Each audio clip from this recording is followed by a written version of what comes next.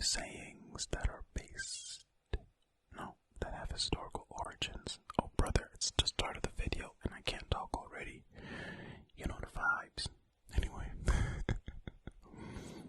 Yeah, so we're just gonna get right into it. Like, subscribe, bell, all that stuff. Thank you, appreciate you, love you. Okay, alright, cool. We're gonna begin with number 1. The saying is close, but no cigar. Okay.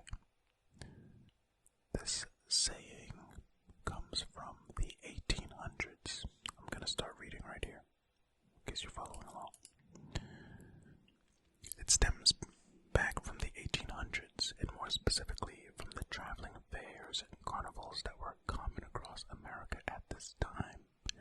Back then, the prizes for the fairground games weren't big, cute teddies, but rather cigars or a nice bottle of whiskey. You see where this is going? So when you were at one of these fairs on, say, the Coconut Shy, and you nearly knocked the high and mighty coconut off its lofty platform, but just missed, then the carny folk would shout, "Close, but no cigar." Wait, is carny offensive? I don't know. My bad. All of this stuff up here that I didn't read was the author saying what they thought it was about. So I didn't read that, but you can pause it and read that if you'd like. That's up to you. Unless you're just listening, then you just don't know what it says. So basically, close but no cigar comes from people coming close to winning prizes, but when they didn't win the prize, they were told, you were close, but no cigar, because the cigar was the prize. Got it? Good. Alright, saying number 2. Giving someone the cold shoulder. This saying originated in the early 1800s and stemmed from serving a meal to your guests. If a guest was welcome, you'd serve them a nice, delicious, hot meal. However, if the guest was unwelcome, you'd simply serve them a cold cut of shoulder meat, be it pork, beef, or mutton. The shoulder was known to be the toughest part of an animal, and thus the most inferior piece to serve as a meal. By giving your unwelcome guests a cold cut of uncooked meat, they got the idea they weren't exactly welcome. Man, can you imagine pulling up to somebody's house? I mean, at this point, you don't know that y'all not boys, but you discover that y'all not boys. And then they just drop a piece of cold meat, cold uncooked meat on your plate. Man, that is so rude. Imagine if you went to this dinner, everybody else got a nice, warm slice of meat, and then you got this cold shoulder. Okay, so these 2 sayings are quite literally, I mean, what they're saying, that's where they stem from. They're super literal. Okay, saying number 3, blockbuster. Okay, the term blockbuster is used to describe high-budget, high-grossing films. Yet this term originated from a type of World War II bomb used by the RAF. The blockbuster was what the Germans started calling a British bomb capable of reducing a single block to rubble, and that's exactly what it did to many German cities over the course of the war, so it's unsurprising they came up with that name.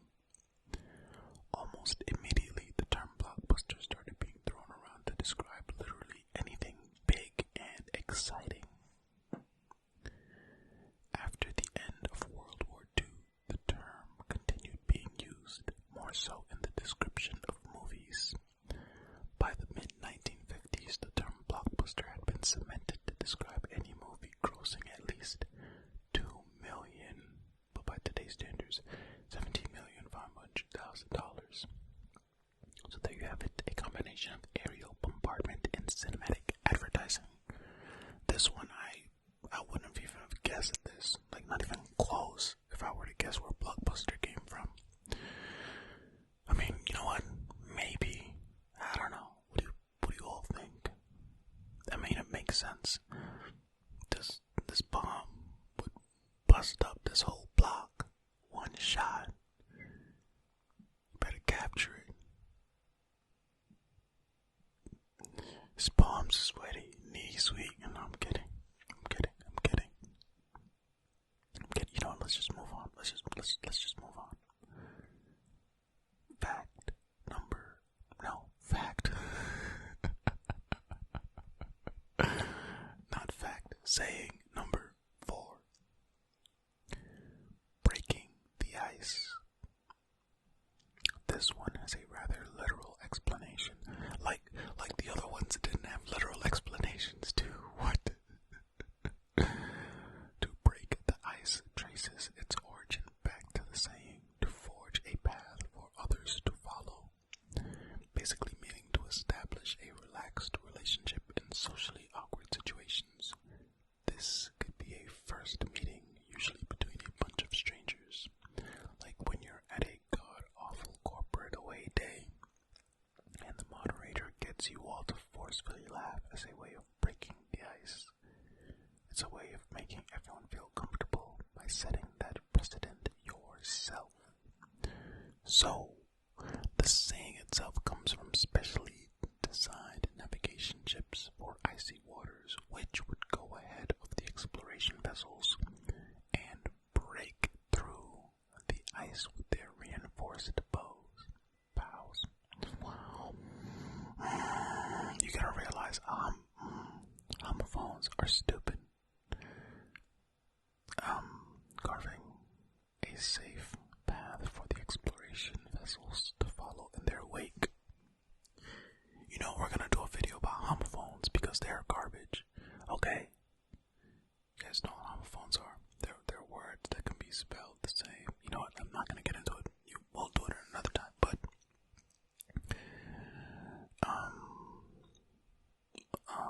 wait, hold on. Am I using the right word to describe what that was? That's an homophone. You know what? We're gonna find out. But yeah, this one makes sense. But I feel like some of the other ones were quite literal as well. So they said it like this one was gonna be not literal, as like you gave somebody a literal cold shoulder. That's pretty literal. You didn't get the prize, which is a cigar. Close, but no cigar. That's pretty literal. Like, I don't know. Am I missing something here? If I'm missing something, please inform your boy. Alright. Saying number 5, last one for this video. We're just getting back into the swing of things, guys. Don't worry. Longer videos aren't going away. At least I don't think so. What say you, YouTube algorithm? I don't know what it said. Anyway, painting the town red. To paint the town red is a way of saying you're going to have a mad night out. And that's exactly where it originates from. Back in 1837, the Marquis of Waterford and his lads were having a mad one in the English town of Melton Mowbray. Now, the Marquis was a renowned prankster and always up for some hijinks, especially when he had had a few.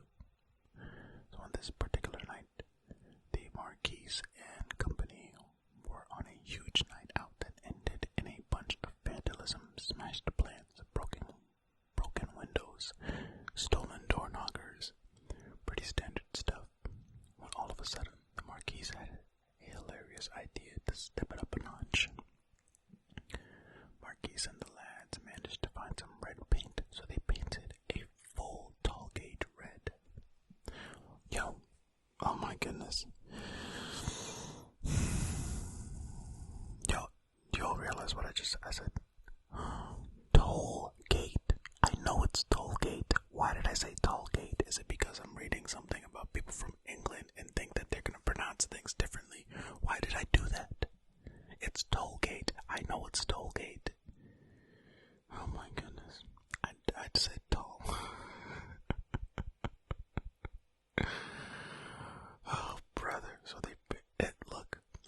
noticed a couple videos, right? I'm off my game, even worse than before, right? I was trash before, but now I'm under the trash. Painted a full toll gate red, along with a swan statue, and then many of the town's front doors. Like the legend he was, the Marquis paid any damages back to the town. But ever since then, the saying has become shorthand for having a wild night out. I mean, a wild night, but that's also just a lot of manual labor. Why would you just go paint everything red? That's a lot of work. Have you ever painted something? Well, I guess they might not have been trying to do it properly and carefully. They were just painting to paint, but still, it's manual labor, right? Good grief. Alright, that's it for this video. Thank you for listening to me mess up every word I said. Be well. I appreciate you